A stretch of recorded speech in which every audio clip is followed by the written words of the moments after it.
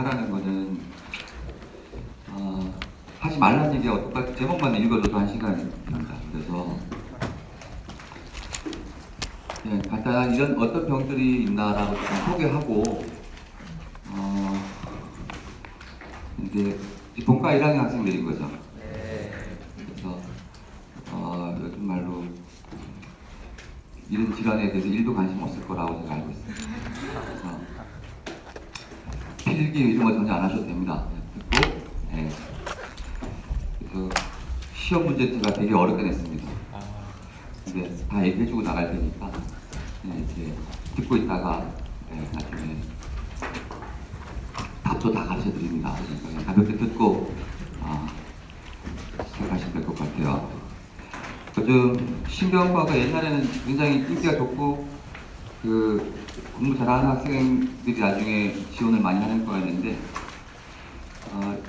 얼마 전에 레지던트 마감이 됐죠. 그러니까 재활학과, 이비인후과 이런 과들은 거의 뭐 3대 1이 넘어요. 지원율이, 경쟁률이.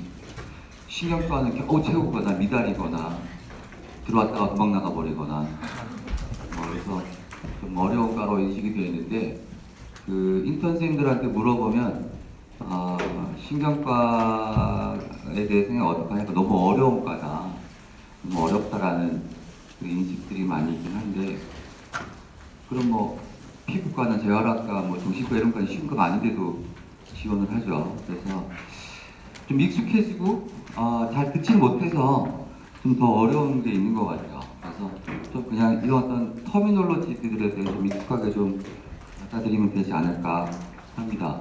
그래서 보통 신경근육소포 질환과 근육병은 환자들이 가지고 오는 증상은 위크니스로 인한 증상들이죠. 그래서 어쨌든 신경계통에 어디라도 문제가 생기면 센소리 패스웨이 외에는 대부분 위크니스를 일으키는데, 그 위크니스의 아나토미칼리 사이트가 어디냐를 우리 흔히 말로 로컬리제이션을 한다고 합니다. 신경과 의사가 제일 중요하게 생각하는 게 로컬리제이션인데, 다리에 힘이 없어라고 오면 이 다리에 힘이 없는 원인이 어딘 거냐를 찾는 거죠.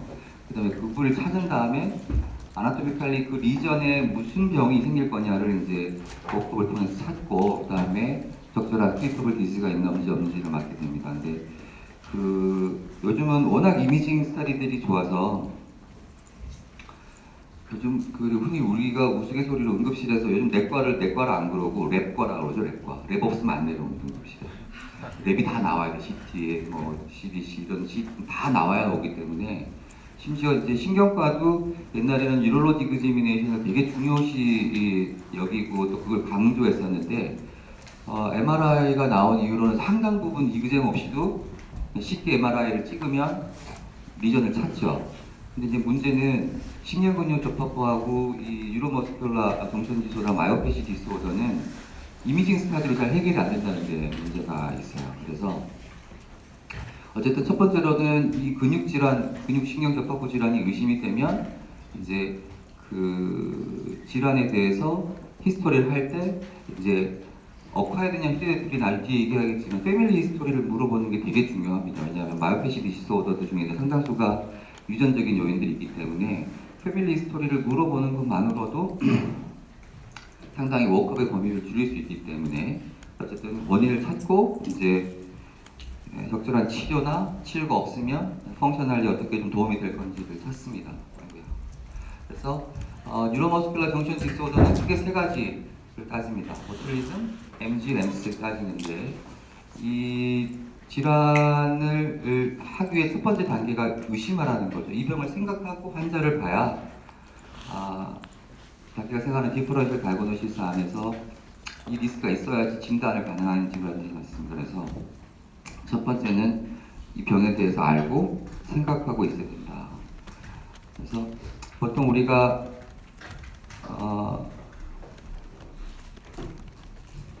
섹터를 따라서 액션 포텐셜이 내려오면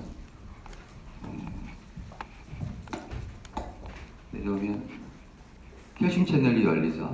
칼슘 채널이 열리고 칼슘이 들어오면 아세틸콜린 베지클이 멤브레인에 붙게 됩니다. 아세틸콜린 릴리스가 되고, 아세틸콜린이 머슬에 있는 포스시냅틱 멤브레인에 붙게 되면 소듐 채널이 열리고, 소듐이 들어오게 되면 디포라리제이션이 되고 옆쪽으로 퍼져나가서 머슬이 컨트랙션 되는 과정이죠.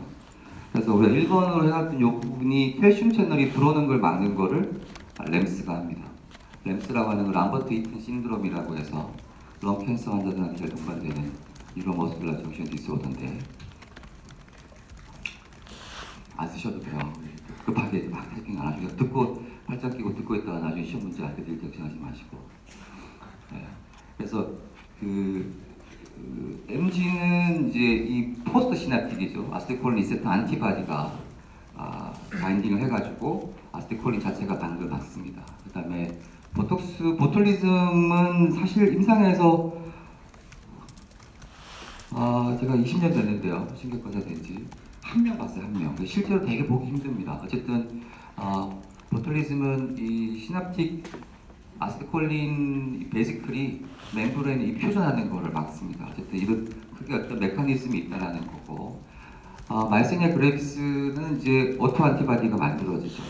흔히 이제 블로킹이라고 해서 아세틸콜린이 달라붙는 거를 막는 역할도 하지만 이 아세틸콜린 리세터 안티바디가 리세터에 바인딩 해가지고 인플라메이션을 일으키거나 모듈레이션에서 자체적으로 없애는 역할도 합니다. 그래서 MG 환자들은 아세틸콜린 리셉터 자체가 수가 줄어요. 근데 그 리셉터 안티바디 보통 한 80% 정도 나온다고 합니다. 20%는 실제 병이 있어도 검체에 안 걸리죠. 근데 그 외에도 이제 이런 경우를 시로 네가티브 MG라고 하는데 그 아세틸콜린 리셉터 외에 붙어 있는 그 모듈레이션 하는 머스크라든가 LRP4라든가 이런 거에 대한 안티바디도 요즘 나오고 있어서 어쨌든 워크업들에서 안티바디가 굉장히 중요시 되고 있는 것 같습니다. MG 환자들의 기본적인 증상들은 퍼티거빌리티가 많이 오는데 피곤해요 뭐 이런 것들도 있고 좀 쉬고 나면 좋아져 이런 증상들인데 이게 참 애매하죠. 그러니까 우리가 퍼티그하고 아세니아는 좀 구분을 해야 되는데 실제로 그게 어느 정도 파솔로직하냐가 사실은 선을 딱 꺼서 얘기하기가 좀 쉽지 않습니다. 근데 이제 겉으로 드러나는 가장 흔한 증상 중에 하나는 이제 이게 토시스하고 다이플로피아예요. 보통 어떻게 설명을 드리냐면 그 리베이트 그 팔페브라 머슬 자체가 계속 토닉하게 아이디를 당기고 있어요. 그래서 깜빡할 때만 내려오죠. 리액션이 되니까. 보통 우리가 림 머슬은 머슬의 위크니스가 뭐 한 10% 20% 빠져도 환자들이 실제로 그거를 위크니스로 잘 느끼지 않을 경우가 많아요. 근데 토시스는 힘이 조금만 빠져도 눈꺼풀이 처지니까 외관상으로 쉽게 드러나죠. 그 다음에 익스트라 오큘라 머슬은 어쨌든 6개 익스트라 오큘라 머슬이 각을 맞추고 있는데 그 머슬의 톤이 맞지 않으면 비주얼 엑시스가 꺾이죠. 그 생기면 다이플로피아가 생기고 주로 이제 운전할 때, TV를 오래 볼 때, 책을 오래 볼 때 다이플로피아를 호소하는 환자가 많습니다.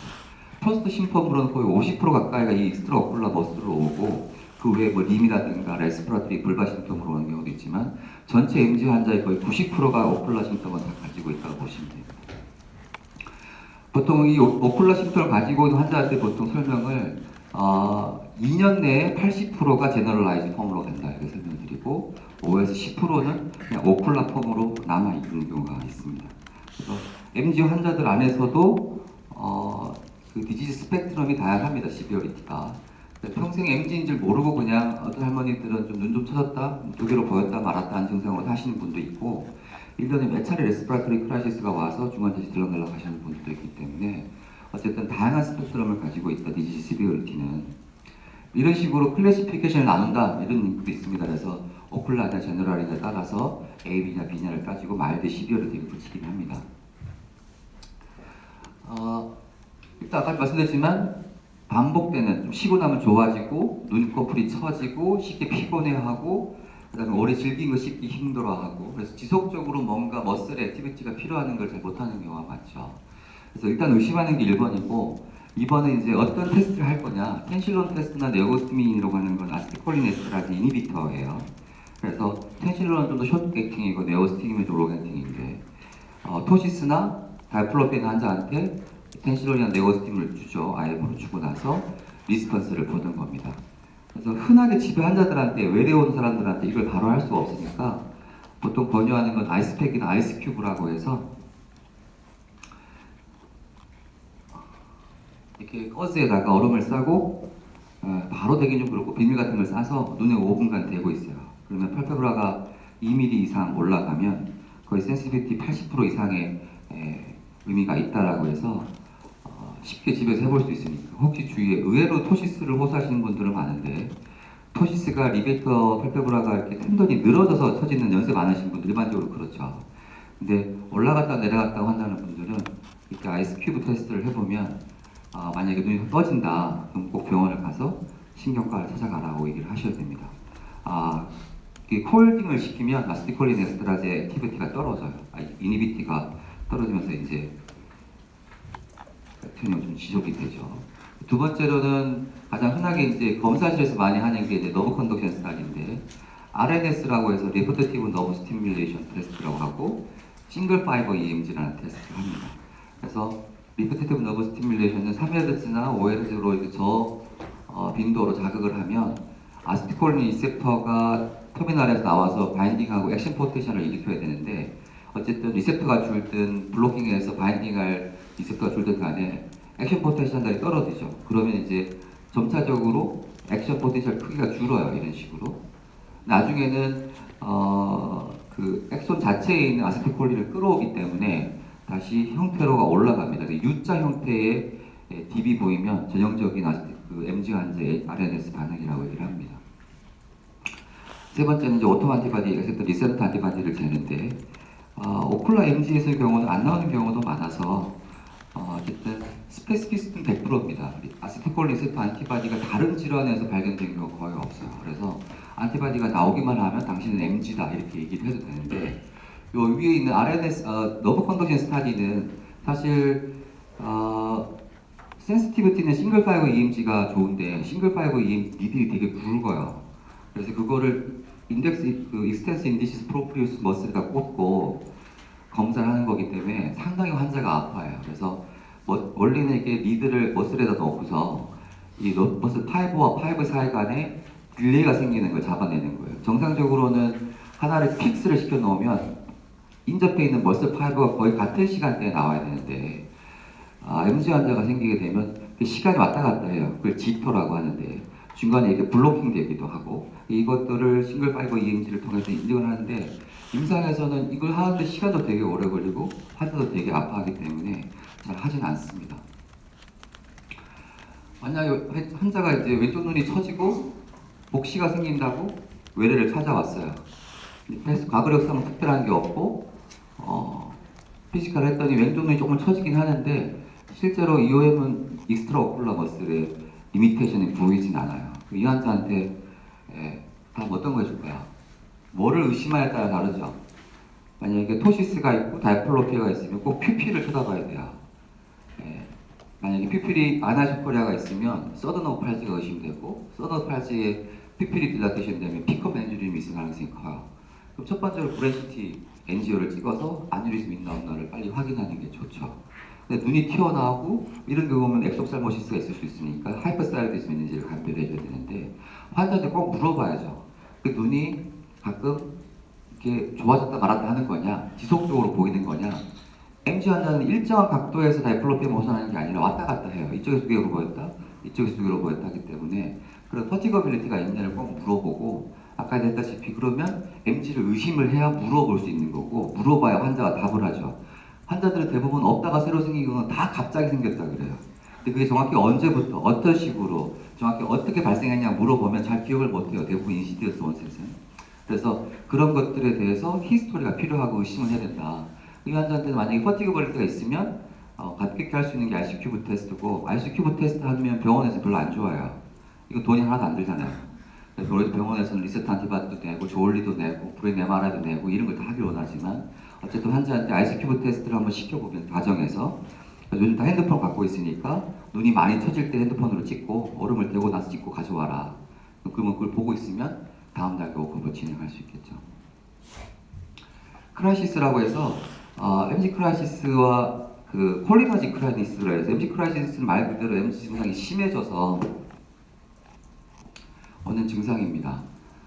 그래서 이제 가끔 감기나 인펙션이 생기거나 하게 되면 전체적으로 위크니스가 생기고 레스피라토리 머슬도 떨어지고 그래서 CO2도 올라가고 스왈로우도 문제가 생기는 것들이죠. 근데 가끔 이게 아세틸콜린을 메스티론을 주게 되는데 MG 환자들한테 그래서 갑자기 그게 오버도즈로 들어가거나 리셉터에 하이퍼센티비티 생기면 비슷한 증상이 생겨요. 근데 증상이 거의 비슷하지만 치료는 반대죠. 그러니까 콜리네지 크라이시스의 증상은 이게 아세틸콜린이 과용량으로 생긴 거니까 콜리너지 심텀이 생겨요. 마이오시스가 생기고 스웨이팅을 하게 되고, 그래서 그런 것들로 인해서 좀 감별이 필요하다. 그러니까 이런 것들이 있다고 보면 아시면 될 것 같아요. MG 환자들이 흔하게 사이믹 하이퍼플레지아나 사이모마가 동반되는 경우가 많아요.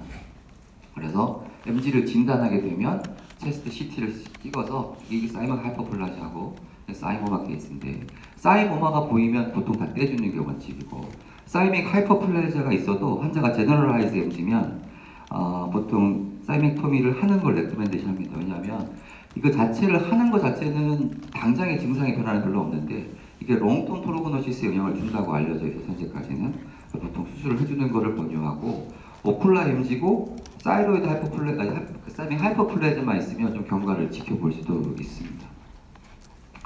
치료는 어떻게 하냐? 첫 번째로는 이제 진단을 하게 되면 가장 마일드한 거는 이제 아세틸콜린 에스테라제, 죄송해요. 여기 이니비터를 써요. 레스티논을.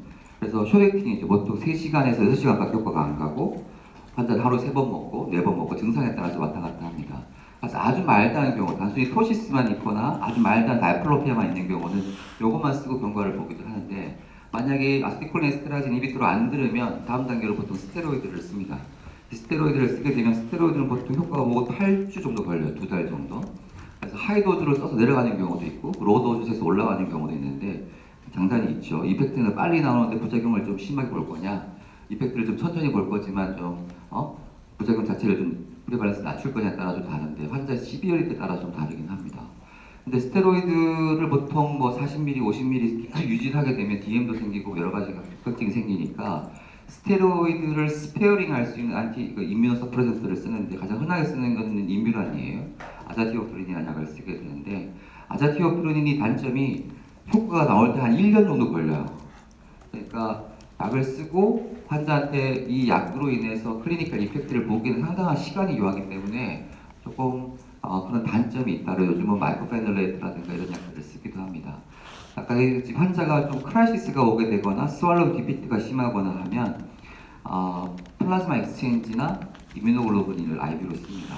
그래서 플라즈마 익스체인지는 좀 여러 가지 컴플리케이션이 있긴 하지만 효과가 좀 즉각적이고, IVIG는 보통 2주에서 4주 효과를 볼 수 있는 건데 클리니컬 이펙트는 거의 비슷하다고도 합니다.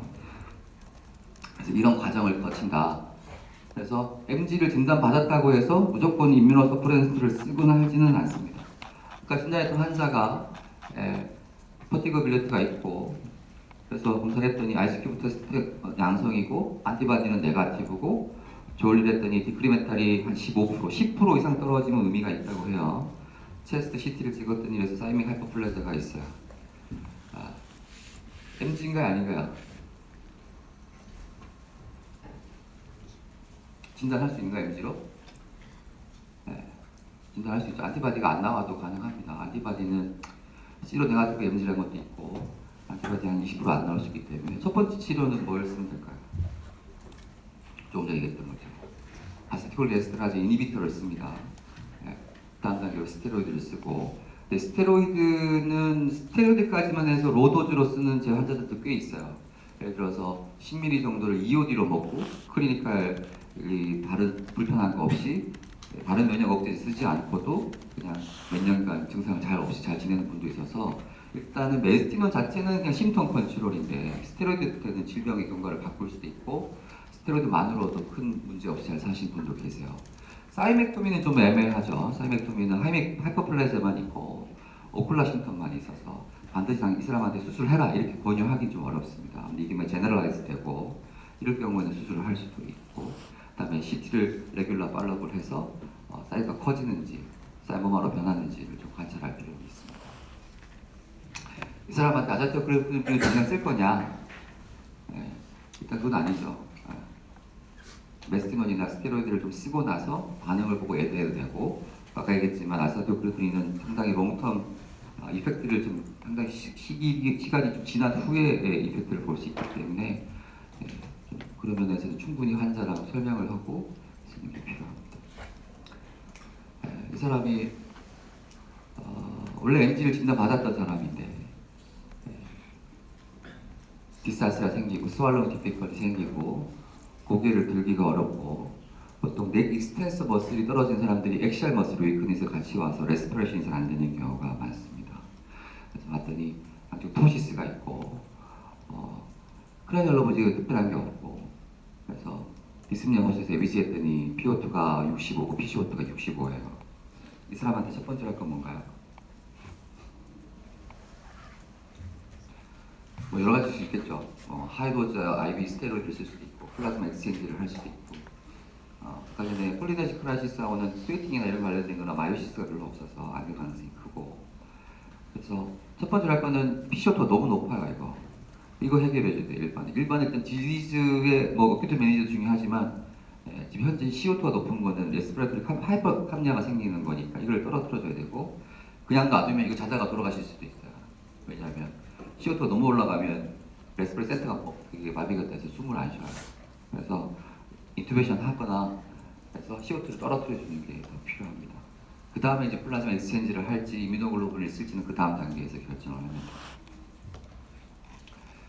뉴로머스큘러 정션에 영향을 주는 약들이 의외로 많습니다. 아까 뭐 아미노클로사이드 같은 항생제, 흔하게 쓰는 항생제부터 시작해서 이런 약들에 대해서 좀 알고 있고 MG 환자한테 수술을 하거나 다른 디지즈로 인해서 약을 쓸 때 이런 것들을 좀 주의할 필요가 있다 이런 정도로 나중에 컨설트 쓸 때 많이 보는 거죠. 다른 디소드는 아까 했던 램스라고 하는 것은 런캔서 환자들이 주로 램스는 캘슘 채널을 블로킹해서 릴리스가 되는 걸 봤기 때문에 환자들이 아침에 일어날 때 되게 힘들어해요. 쉬고 나면. 그래서 MG는 쉬고 나면 좋아지는데 램스 환자들은 주로 레스팅 상태에서 위크니스를 호소하고 몸을 조금 움직이면 캘슘이 리업테이크가 잘 돼요. 그러면서 오히려 좀 힘이 난다 이렇게 얘기를 많이 합니다. 램스는 또 특징적인 게 오토노미 쉼터를 호소하는 경우가 많아서 드라이 마우스를 호소한다든가 이런 경우가 있습니다. 램스는 런캔서 환자를 진단받고 이후에 진단의 영향이 있지만 저한테 와서 램스를 진단받고 런캔서를 뒤늦게 발견하는 경우도 가끔 왕왕 있습니다. 그래서 램스를 진단하게 되면 어쨌든 꼭 런캔서를 찾고 당장 현재 상태에서 런캔서가 안 나온다 하더라도 이얼리 팔로우를 하면서 계속 캔서 스타디를 해주는 게 원칙입니다. 그래서 보툴리즘은 이제 아까 얘기했던 것처럼 아세틸콜린 베이시클리 프리시납틱 멤브레인에 필요되는 거 맞기 때문에 잘 임상에서는 보기 힘듭니다. 그래서 뉴로머스큘러 정션 디소더는 여기까지 하고요. 여기까지 질문 있으신가요? 제가 이쪽만 보고 간 것 같은데. 질문 없으신가요?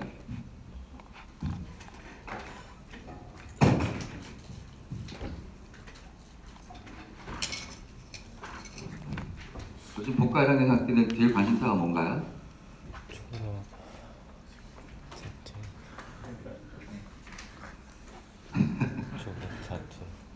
죄송합니다. 쓸데없는 물어가지고. 신경과하고 신경외과가 신경과가 5개 파트가 있다는 건 아시죠? 기본적으로 스트로크, 에필lep시, 무브먼트, 디멘시아에 보는 비헤비어 뉴럴로지, 그다음에 페리페랄 이렇게 크게 5개를 나눠요. 그래서 어떤 분들은 디지나 유로옵살몰로지만 보신다거나 아주 스페시픽한 것만 더 전공을 하시는 분이 있긴 하지만 일반적으로 5개를 나누는데 신경과와 신경외과가 일반적으로 사이가 별로 안 좋아요. 이제 그게 특히 CMC는 워낙 역사가 오래된 학교다 보니까 예전부터 신경외과가 다 받고 정신과에서 보고 신경과가 좀 생긴 지가 얼마 안 된 거예요. 그래서 그게 아까 얘기했지만 신경과 환자들의 상당수가 이미징으로 대부분 해결이 돼요. 브레인 MRI, C스캔 MRI, L스캔 MRI 찍고 하면 대부분 리전 로컬리제이션이 되는데 유독 잘 안 되는 게 페리페랄 파트예요. 페리페랄 파트는 기본적으로 앞에서 얘기 들으셨겠지만 근전도라는 NCS EMG 검사가 주요 골드 스탠다드 검사를 많이 하는데 사실 그것도 피지컬 없이 하게 되면 답이 잘 안 나오는 경우가 많아요. 그래서 정형외과나 탁과에서 이제 어저께 넘어져서 어저께도 컨설턴트 한 환자가 명이 환자가 넘어지고 나서 어깨를 부딪혔는데 다음날 일어났더니 숄더가 안 올라가는 거죠. 숄더가 안 올라가고 엘보 플렉션이 안 되고 암의 바깥쪽으로 해서 센소리가 너무니스가 생겼어요. 히스토리를 들어보면 서비칼 가능성이 크겠죠. C5번, 6번이나 문제가 생겨서 가능성이 큰데 EMG를 푸시하는 거죠. EMG 빨리 해달라고, 리스테이 빨리 해달라고 했다고. EMG는 보통 3주에서 4주 후에 해야 돼요. 문제 생기고 나서. 그래서 그런 것들이 좀 이렇게 인지가 잘 안 되고 대부분 이미징이나 워크업으로 인해서 결과론을 내고 싶어 하기 때문에 수술하는 거나 신경과의 탁과에서는 이미징으로 많이 해결하지만 계속 반복하는 게 이 페리페럴 디지즈는 피지컬이 제일 중요해요. 그래서 나중에 유로로직 에그제미네이션 그 강의 들을 시간에 DTR이라든가 센소리라든가 이런 것들에 대해서 좀 더 집중해서 들으시면 신경과 할 거 아니면 사실은 관심 없으셔도 되긴 합니다. 그래서 두 번째는 머슬 디지즈인데 머슬 디지즈는 큰 항목만 적어놔도 이 정도가 되고요. 여기 안에서도 각각 항목들이 딱 다 나뉘어지게 돼요. 그래서 크게는 이제 히레드터리냐 어콰이어드냐를 나눠야 되고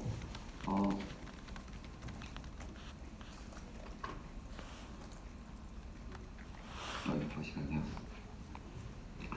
그래서 환자가 위크니스를 갖고 오게 되면 그게 주로 인시디어스하게 오세지고 주로 프락시말 림거들이죠. 숄더, 거들의 위크니스가 와서 환자들이 어떤 식으로 증상을 호소하냐면 계단을 오르고 내리기가 힘들고 앉았다 일어서기가 힘들고 버스를 타기 힘들어해요. 그 다음에 손을 들어서 드라이를 한 번에 하기 힘들어하고 그래서 프락시말 위크니스를 호소하는 사람들은 꼭 머슬 디지즈를 생각하고 CPK라는 머슬 엔자임을 내고 가족력이 있는지를 꼭 물어봐야 돼요. 그래서 가족력은 당신들 가족 중에 근육병 있는 사람이 있느냐 이렇게 물어봐도 되지만 실제로 예전에는 그렇게 워크업을 잘 받지 못한 사람들이 많아서 젊은 나이 때부터 휠체어를 쓰거나 자리에 앉아 있거나 이러신 분들이 있는지를 한번 체크를 해보는 게 필요합니다. 어콰이어드는 뭐 인플라마토리나 엔도크라인 하는데 가장 실제로 임상에서 쉽게 볼 수 있는 건 드럭에 의한 머슬 디지즈가 제일 많아요. 그래서 스타팅 될 약들이나 이런 것들이 머슬 디지즈를 일으키는 경우도 많기 때문에 어쨌든 꼭 그런 과거력에 대한 정보가 필요해요.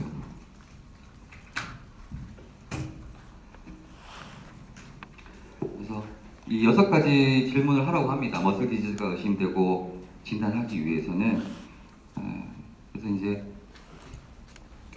네가티브, 포지티브 심텀이 뭐가 있냐, 그 다음에 증상의 시간적인 관계가 어떻게 되느냐, 그처럼 패밀리 히스토리가 있냐 없냐, 위크니스나 마요토니아를 유발하는 인자가 있느냐, 그 다음에 전체적인 시스템이 스킨 리전이라든가 롱에 대한 유모니아라든가 이런 것들이 있냐 없냐, 위크니스의 패턴이 어떠냐, 보통 6가지를 가지고 질문을 하는데 외래 환자 보통 한 40명 정도 봅니다. 40명 정도 보면 이렇게 물어보면 보통 한 20분에서 30분 걸리는데 그렇게 할 수가 잘 없죠. 입원시켜서 하게 되는 게 일반적이긴 하고 6가지를 꼼꼼하게 물어보고 머슬 디지가 의심되면 랩을 하고 EMG를 하고 그 다음 단계로는 머슬 바이옵시를 갈 거냐 진 스타디를 할 거냐를 결정하게 됩니다.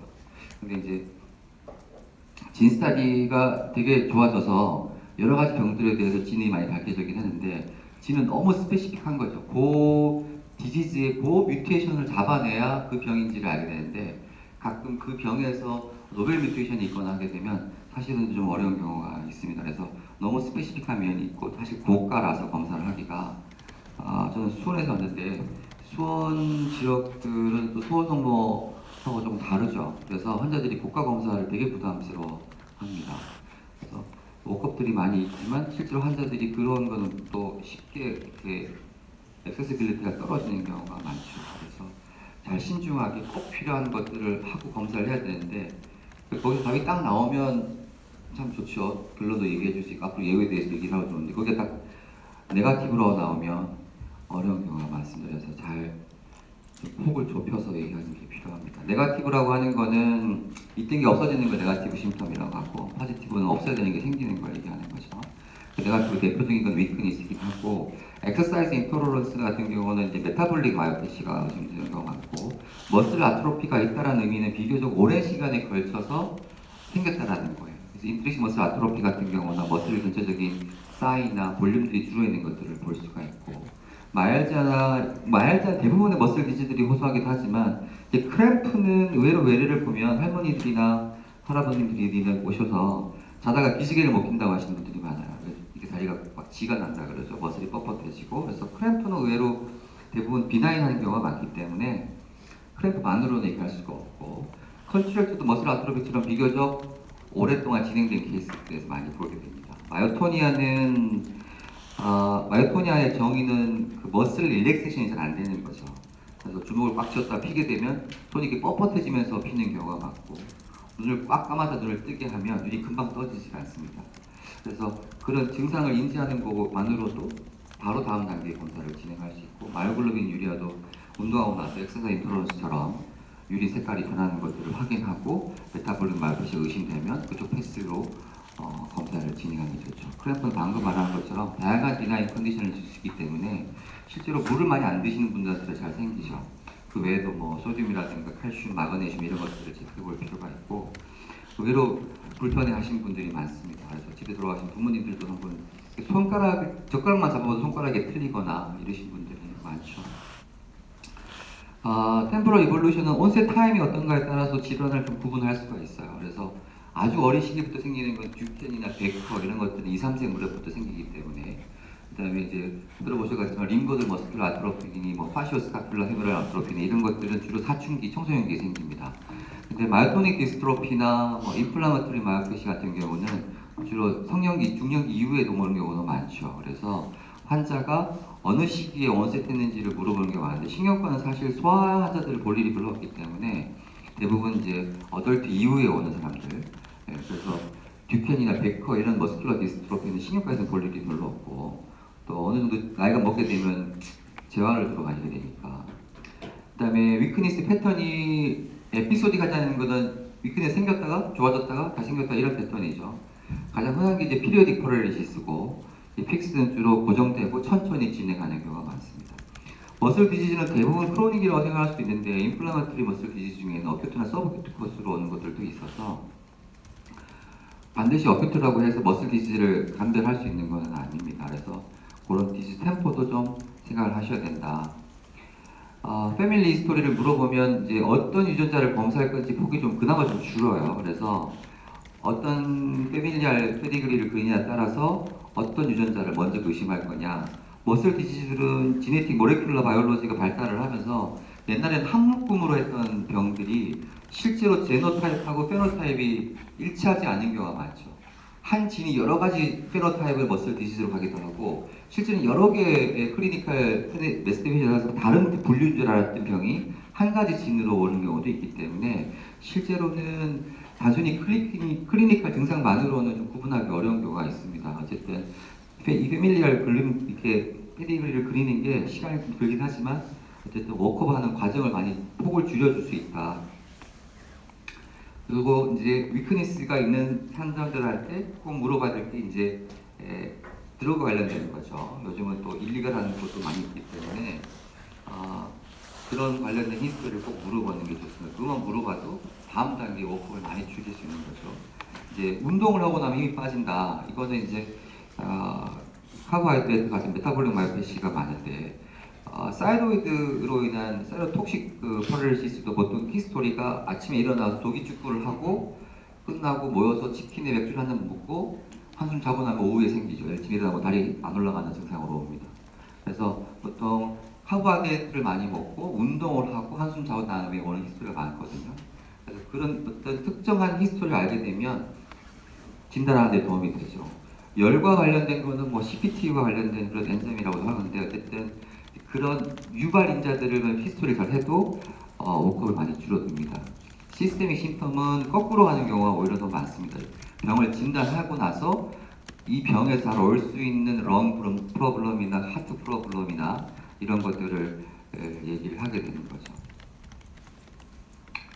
위크니스 패턴은 이제 아까 얘기했지만 머슬 디지즈의 전형적인 패턴은 프락시말 림거들 패턴이에요. 그래서 숄더하고 거들 쪽이라서 주로 그라스핑 파워라든가 앵클 파워는 사실 되게 좋은 경우가 많습니다. 근데 팔을 들어 올리거나 이 계단을 올라갈 때 이 다리를 뒤에 힙 플렉션을 시켜야 되죠. 버스 같은 경우도 옛날 버스 같은 경우는 많이 들어서 올라가야 되기 때문에 그런 걸 특히 힘들어 하는데, 어떤 머슬 디지즈 같은 경우는 좀 다른 패턴을 보이기도 해요. 그래서 디스탈 위크니스가 도미넌트한 머슬 디지즈도 있고, 보통 디스탈 위크니스는 흔히 생각하는 유로패신 경우가 많아요. 손가락에 힘이 없는 경우죠. 모토뉴론 디지즈 강의 들었나요? 모토뉴론 디지즈들이 주로 위크니스가 그 도미넌트 핸드에 많이 와요. 라이트 오른손 잡이면 오른손에 오죠. 오른손에서도 보통 이 세 개에 많이 와요. 제일 많이 쓰는 모토콜텍스나 모토뉴론이 잘 침범되는 걸로 알려져 있어서 그래서 이 세 개가 많이 위크니스가 생겨서 스플릿 핸드라고도 합니다. 근데 이 세 개 위크니스가 보면 요즘 스파인 센터가 되게 많아져서 저희 지역에도 뭐 유명한 몇 개 병원들이 있습니다. 그리고 하자들이 쉽게 접근성이 있으니까 그 병원에 가서 C스파인 MRI를 찍죠. C스파인 MRI 정말 튀어나와 있고 보통 이 바깥쪽 세 개 위크니스가 있으면 서비컬 수술을 많이 의외로 종종 하고 와요. ALS 환자들이. 수술했는데 좋아지지 않고 좀 더 나빠진다 컴플레인 하다가 또 다른 병원에 가서 목에다 주사 몇 번 맞고 그래도 좋아지지 않고 한 6개월이나 1년 정도 걸려서 오는 경우가 많이 있습니다. ALS 환자들이. 그래서 어쨌든 디스탈 위크니스라고 하면 유로패시 같은 경우는 생각하는 게 많은데 머슬 디지즈도 있다는 거죠. 그 다음에 암은 프락시말인데 다리는 디스탈 쪽으로 오는 경우도 있고 이걸 보통 말하는 스카필로 페로니알 패턴이라고 하죠. 그 다음에 팔은 바깥쪽이고 디스탈 쪽이고 뭐 암은 다리는 프락시말 쪽에 있다거나 디스탈 위크니스, 리미크니스는 없는데 토시스가 있으면서 옵살모플레지아가 있거나 없거나 하는 경우도 있습니다. 6번 같은 경우는 저도 잘 보는 경우 별로 없는데 넥 익스텐서만 떨어져서 고개를 숙이고 다니는 머슬 디지즈도 있습니다. 그래서 프락시말 패턴의 위크니스가 있는 경우는 아까 얘기했던 것처럼 일반적으로 머슬 디지즈를 먼저 생각하는 게 맞고 디스탈 위크니스는 이런 여러 가지 종류 병들이 있습니다. 이거 다 어떻게 알겠어요, 그죠? 어쨌든 이런 패턴을 가지고 있는 병들이 몇 개가 있고, 근데 그걸 알게 되면 조금 더 워크업을 좀 쉽게 한다는 거죠. 머슬 디지즈들은 가끔 봅니다. 류마톨로지스트 강의를 하게 될 텐데, 인플라마토리 마이오사이티스들은 아주 드문 질환들이 아니어서 그래서 어쨌든 마이토닉 디스트로피도 그렇고, 그래서 이쪽은 팔 쪽에서는 핸드 쪽에, 다리는 프락시말 쪽에 위크니스를 호소합니다. 이런 경우가 있다는 거고 넘어가셔야 될 것 같아요. 그래서 가장 일반적으로 많이 하는 검사는 이제 CPK죠. CPK는 보통 운동을 과격하게 하거나 감기를 심하게 앓는 근육통을 앓는 환자들한테도 검사를 해보면 응급실에 와서 해보면 CPK가 올라가는 경우가 종종 있어요. 근데 보통 10배 이상 올라가면 그거는 거의 대부분 머슬이 깨지고 있다, 머슬 디지즈라는 것을 의미합니다. 근데 10배까지는 실제로 보통 우리 CPK가 190, 200 정도를 정상치로 보는데 10배라고 하면 2000 정도까지죠. 그래서 그 수치 정도에서는 페리페랄 뉴로패시도 생겨요. 그래서 CPK가 높다고 해서 무조건 머슬 디지즈는 아닌 거고 보통 5배까지는 아까 얘기했지만 인젝션 하거나 운동하거나 EMG하고 니들링 하는 것만으로 올라가니까 예로 CPK 자체만으로는 머슬 디지즈다 할 수는 없지만 그 수치가 10배 이상이면 꼭 감별이 필요하다. 아까 얘기처럼 드럭이 많습니다. 스타팅 같은 것도 많고 그래서 약물에 대한 히스토리를 꼭 같이 해주는 게 필요하다. 그리고 머슬 디지즈 환자들이 CPK를 일반적으로 랩을 같이 루틴으로 안 하는 경우가 많아요. 그래서 OTPT가 같이 올라가는 경우가 많거든요. CPK가 올라가면서. 그래서 가끔 머슬의 위크니스가 있고 근데 환자는 주로 그걸 피로감이라고 얘기하는 경우도 있지만 어쨌든 위크니스 증상을 호소하고 OTPT가 많이 올라가 있으면 CPK를 꼭 같이 한번 체크를 해보는 게 좋다. 그래서 머슬 디지즈 환자를 찾게 되는 경우도 종종 있습니다. 환자들은 간 기능이 안 좋다는 얘기를 많이 해요. OTPT가 올라가 있고 피곤하고 이런 식의 증상이 있기 때문에 근데 CPK를 꼭 같이 한번 체크를 해보는 게 좋고 EMG를 이제 머슬 디지즈를 진단을 할 수는 없고 머슬 디지즈냐 아니냐를 좀 감별을 합니다. 그래서 보면 정상치가 이 정도면 뉴로패시는 앰플루트가 커지고 원래는 베이스라인이 안 보일 정도로 앰플루트가 많아져야 되는데 중간중간 비게 되는 거죠. 근데 머슬 디지즈들은 앰플루트가 머슬이 깨져서 작고 리크루트먼트라고 해서 오히려 이게 베이스가 더 빨리 없어지게 되는 형태를 보여요. 그래서 이런 것들로 인해서 이 사람이 머슬 디지즈다. 꼭 이게 절대적인 건 아니어서 인클루전 바디 마요사이티스 같은 경우는 EMG 할 때 중요한 리프레시 중에 하나가 ALS 이렇게 보이는 거와 이렇게 보이는 게 막 섞여 나오기 때문에 그래서 어쨌든 EMG로 머슬 디지즈를 좀 감별하는 데 도움이 된다. 바이옵시를 이제 하게 되는데 바이옵시는 너무 위크니스가 심한 머슬을 떼게 되면 파이브로시스가 다 이미 일어난 시점이기 때문에 보통 어느 정도 머슬에 근력이 있는 머슬을 떼고 가장 선호하는 거는 바이셉스 브라키나 아니면 바스투스 라테랄리스를 뗍니다. 가스트로코네미우스는 이게 텐더를 떼는 경우가 종종 있어서 그쪽은 선호하지 않고, 그래서 머슬을 떼는데 가끔 머슬 전체에 인플라메이션이 있으면 어디를 떼도 상관없는데 인플라메이션이 이렇게 패치하게 되는 경우가 있어요. 그러면 떼는 부위에 따라서 데포니트한 다이거노시스가 안 나올 수 있고, 저희 빈센트에서는 격리에서 머슬 스테이닝을 안 해줘요. 그래서 저희가 수원에서 머슬을 떼게 되면 서울 송모로 보냅니다. 서울 송모 격리에서 머슬을 스테이닝해서 보여주는데, 인플라메토리를 보는 스테이닝을 해주는데 이뮤노히스토케미컬 스테이닝을 잘 안 해줘. 그래서 지네틱 디스오더를 구분할 수가 없어요. 그래서 좀 그게 머슬의 바이옵시 수가 많아야 그거를 세팅을 해줄 수 있다라고 하는데, 어쨌든 좀 서울 송모 같은 규모가 큰 병원도 의외로 그런 허점이 있다는 거죠. 그래서 지네틱 디스오더를 갖고 있는 사람들은 머슬 디지즈로 그 머슬 컴포넌트에 뭐가 떨어졌는지를 스테이닝을 해서 확인하고 그 유전자를 검사를 하게 되는 경우가 많은데, 그 중간 단계인 스테이닝이 잘 안 돼요. 그래서 좀 그런 어려움이 좀 있습니다. 그래서 그걸 건너뛰고 바로 모레큘러 진 스타디로 가는 경우가 많은데, 아까도 얘기했지만 진 스타디는 진 하나하나다 보통 50에서 100만 원 하기 때문에 그거를 몇 개만 해도 환자가 되게 부담스러워하죠. 그래서 좀 그런 거는 좀 아쉬운 편이 있긴 합니다. 2달 동안 힘이 없다 그러고, 이 사람 보통 머슬 디지즈가 보통 퍼티그부터 시작하고 좀 어느 정도 머슬 파워가 진행해야 그걸 위크니스로 느껴요. 근데 이 사람은 이제 운동하던 사람이니까 옛날에 가능하던 무게가 잘 안 들려지고 스쿼트가 잘 안 된다. 그래서 왔는데 CPK가 895다 했더니, 그래서 이그잼이 사실은 중요하죠. 그래서 숄더 에비덕션, 엘보 플렉션, 주로 프락시마 위크니스죠. 힙 플렉션, 니 익스텐션, 앵클과 그라스는 괜찮고, DTR이 위크니스가 떨어져 있는데 DTR이 정상이고 센소리가 심해질건 노말이면 머슬 디지즈 가능성이 크죠. 과거력의 고혈압 고지혈증이 있고. 뭐 할까요? 일반적으로야 뭐 바로 EMG, NCS 루틴 내 뭐 긁고 이렇게 하지만, 이 환자한테는 첫 번째로 할 때 과거력이 고지혈증이 있는 거죠. 그래서 이렇게 히스토리를 까는 것도 한 15분 걸려요. 환자가 와서 얘기할 때. 환자들이 본인의 불편감을, 가끔은 환자들은 센소리 심통하고 모토 심통도 잘 구분을 안 해주죠. 한국말에 아프다라는 의미는 되게 여러 가지 함의가 있어요. 이게 센소리가 아프다는 의미도 있고, 자기가 그냥 머슬 위크니스도 아프다라고 표현을 하기 때문에 그거를 이게 모토 심텀이냐 센소리 심텀이냐를 구분하고, onset이 언제인지를 구분하고, 위크니스가 이게 어떤 패턴으로 있냐를 좀 감별하고, 과거력이 있냐 없냐 물어보고 이렇게 하는데 상당히 시간이 걸려서 가끔 환자들이 자꾸 딴 얘기를 하고 싶어 하죠. 본인이 하고 싶은 얘기, 증상 관련된 없는 얘기, 뭐 이런 얘기를 하죠. 그래서 그거를 잘 이렇게 솔팅하는 것도 사실은 히스토리컬 테이킹의 굉장히 중요한 스킬 중에 하나인데, 돈이 안 돼요. 히스토리하고 유로로지 생각해 15,000원 받아요. 근데 머리 아파요? 네, 검사해 봅시다. 브레인 MRI 보통 80만 원 됩니다. 비보로 찍으면, 일반으로 찍으면. 브레인 MRI를 동시에 찍으면 120만 원 합니다. 그렇게 하는 게 훨씬 병원 수익에 도움이 되죠. 환자들도 서울 성모의 강남이나 서울에 있는 사람들은 오히려 의사가 말을 들어주고 검사할 필요 없다고 이렇게 얘기를 해줘도 딴 데 가서 찍고 오죠.